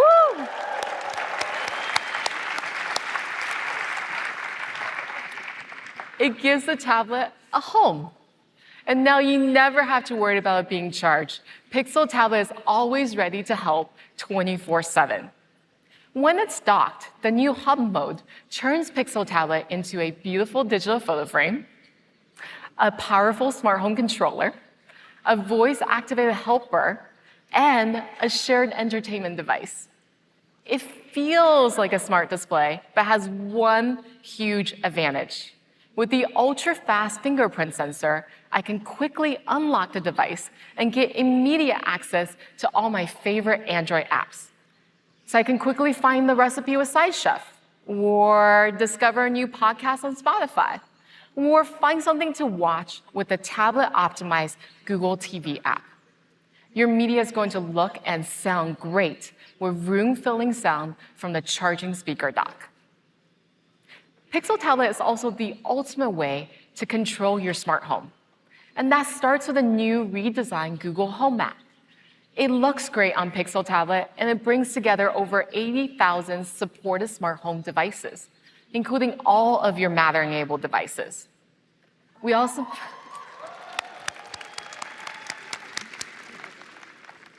made it really easy to access your smart home controls directly from hub mode. With the new home panel, any family member can quickly adjust the lights, lock the doors, or see if a package was delivered. Or if you're lazy like me, you can just use your voice. Now, we know that tablets are often shared, so a tablet for the home needs to support multiple users. Pixel Tablet makes switching between users super easy, so you get your own apps and your own content while maintaining your privacy.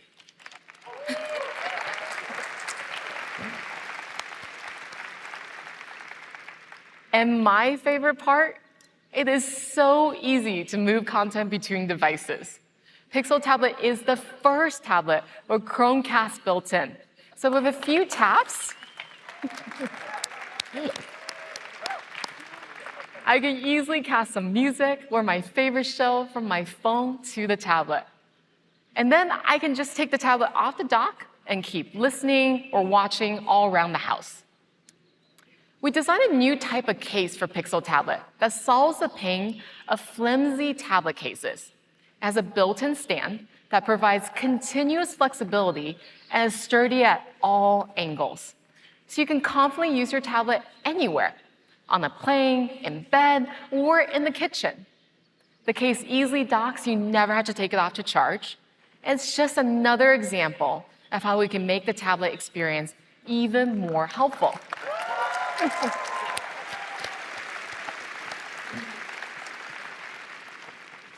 The new Pixel Tablet comes in 3 colors. It is available for pre-order today and ships next month, starting at just $4.99.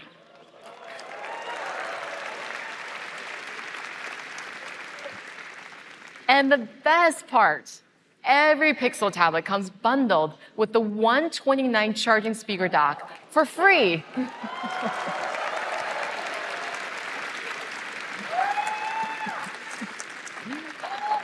It is truly the best tablet in your hand and in your home. To give you an idea of just how helpful Pixel Tablet can be, we asked TV personality Michelle Buteau to put it to the test. Let's see how that went. When Google asked me to spend the day with this tablet, I was a little apprehensive because I'm not a tech person. I don't know how things work all the time. But I'm a woman in STEM now. Some days I could barely find the floor, let alone a charger for something. So when the Google folks said something about a tablet that docks, I was like, okay then, Google, prove it.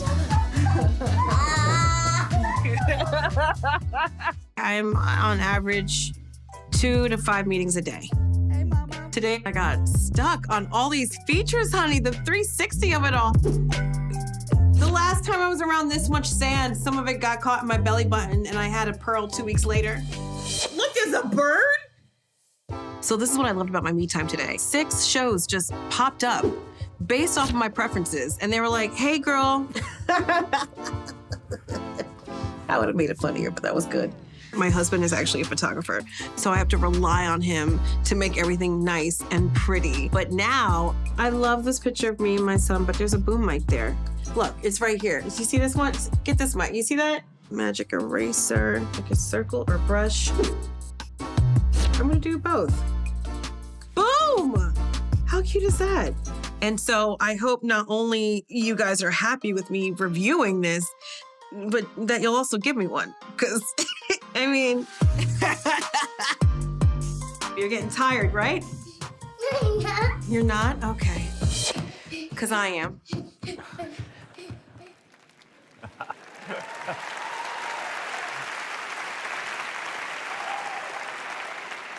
That's a pretty good first review. Now, tablets aren't the only large screen device we want to show you today. It's been really exciting to see foldables take off over the past few years.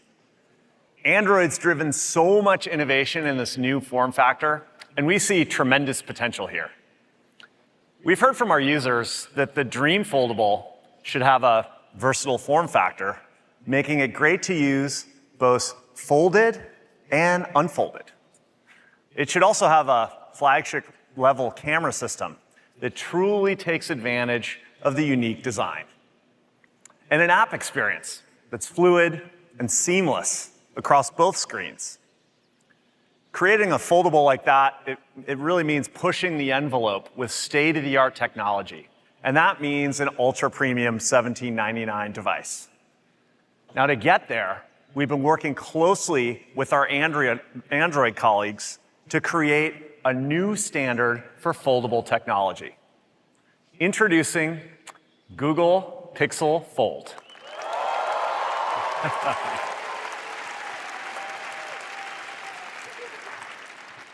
It combines Tensor G2, Android innovation, and AI for an incredible phone that unfolds into an incredible compact tablet.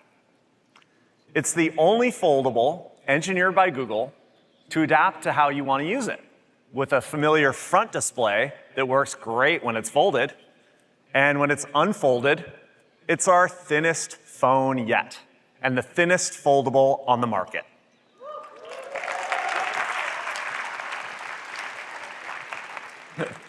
Now, to get there, we had to pack a flagship-level phone into nearly half the thickness, which meant completely redesigning components like the telephoto lens and the battery and a lot more. So it can fold up, and it can fit in your pocket and retain that familiar smartphone silhouette when it's in your hand.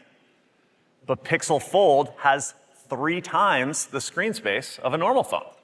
You unfold it, and you're treated to an expansive 7.6-inch display that opens flat with a custom 180-degree fluid friction hinge. So you're getting the best of both worlds. It's a powerful smartphone when it's convenient, and an immersive tablet when you need one. And like every phone we make, Pixel Fold is built to last. We've extensively tested the hinge to be the most durable of any foldable.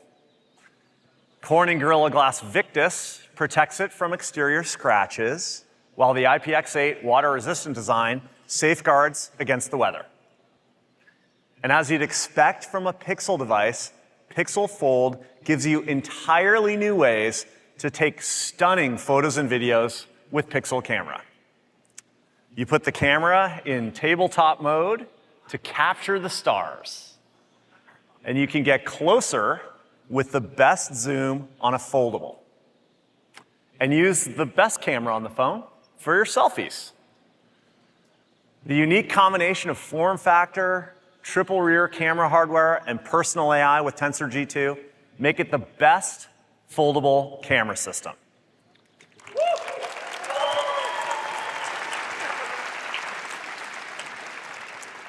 Now, there's so many experiences that feel even more natural with the Pixel Fold. One is the dual screen interpreter mode. Your Pixel Fold can use both displays. Both displays.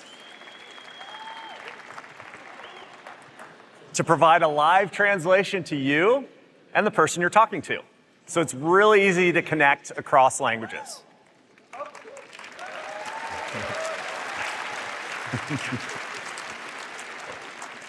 Empowering all of this is Google Tensor G2.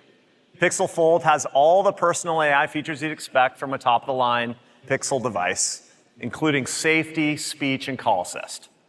Plus, it's got great performance for on-the-go multitasking and entertainment. And the entire foldable experience is built on Android. So let's get Dave back out here to show you the latest improvements to Android you'll get to experience on a Pixel Fold.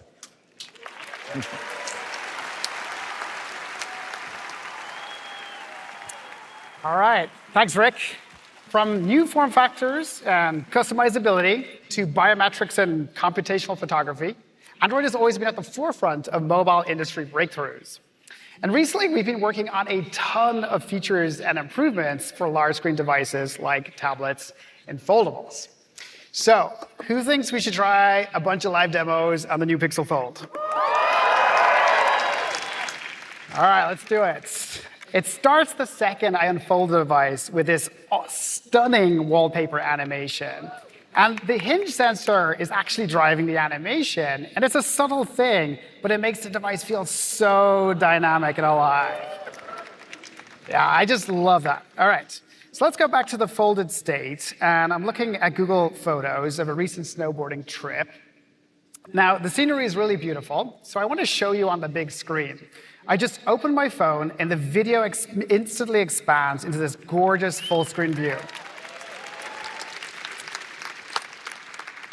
We call this feature continuity, and we've obsessed over every millisecond it takes for apps to seamlessly adapt from the small screen to the larger screen. Now, all work and no play makes Davey a dull boy, so I'm going to message my buddy about getting back out on the mountain. I can just swipe to bring up the new Android taskbar, then drag Google Messages to the side to enter split screen mode like so. And to inspire my buddy, I'm going to send them a photo, so I can just drag and drop from Google Photos right into my message like so.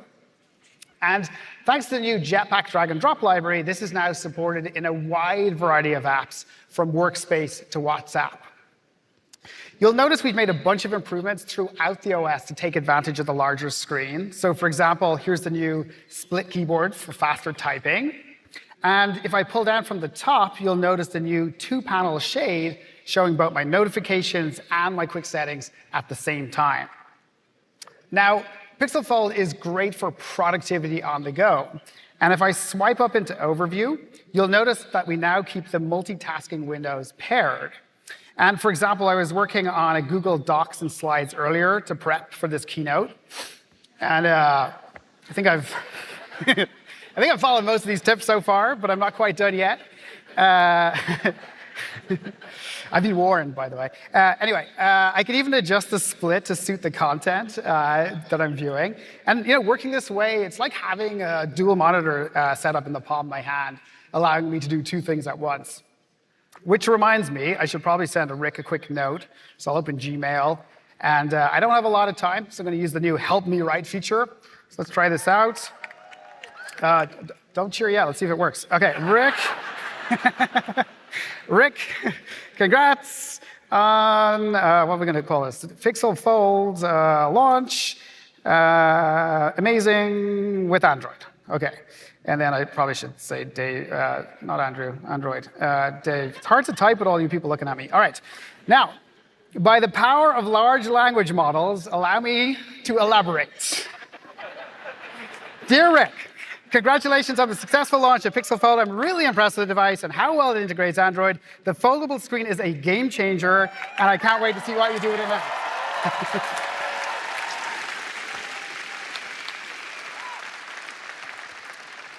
All right, that's productivity, but there's more. The Pixel Fold is also an awesome entertainment device, and YouTube is just a really great showcase for this. So let's start watching this video on the big screen. Now, look what happens when I fold the device at right angles. YouTube enters what we call tabletop mode, so that the video plays on the top half, and then we're working on adding playback controls to the bottom half for an awesome single-handed lean-back experience. And the video just keeps playing fluidly through these transitions without losing a beat. OK, one last thing. We're adding support for switching displays from within an app. And Pixel Fold's camera is a really great example of that. Now, by the way, say hi to Julie behind me. She's the real star of this show.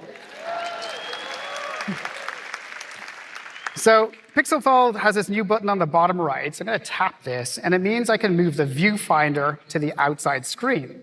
So let me turn the device around. OK, so why is this interesting? Well, it means that the viewfinder is now beside the rear camera system. And that means I can get a high-quality, ultra-wide, amazing selfie with the best camera on the device. Speaking of which, and you knew where this was going, smile, everybody. You look awesome. I always wanted to do that at Google I/O Keynote. All right. All right, so what you're seeing here is the culmination of several years of work, in fact, on large screens spanning the Android OS and the most popular apps on the Play Store. All this work comes alive on the amazing new Pixel tablet and Pixel Fold. Check out this video. Thank you. They ain't never seen it like this.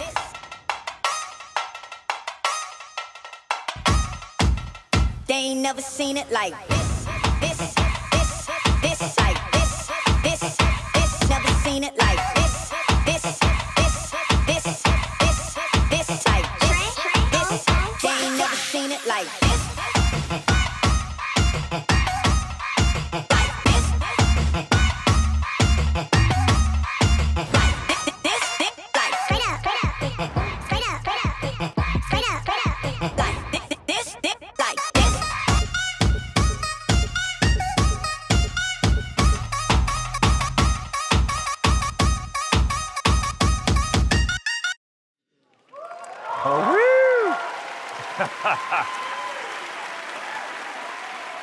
That demo was awesome. Across Pixel and Android, we're making huge strides with large screen devices. And we can't wait to get Pixel Tablet and Pixel Fold into your hands. And you're not going to have to wait too long. You can pre-order Pixel Fold starting today, and it'll ship next month.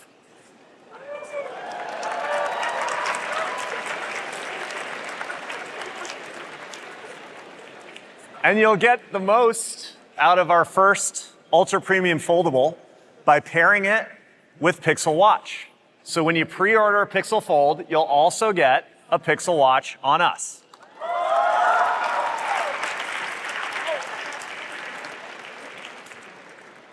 The Pixel family continues to grow into the most dynamic mobile hardware portfolio in the market today. From a broad selection of smartphones to watches, earbuds, and now tablets and foldables, there are more ways than ever to experience the helpfulness Pixel's known for, wherever and whenever you need it. Now let me pass it back to Sundar. Thanks, everyone.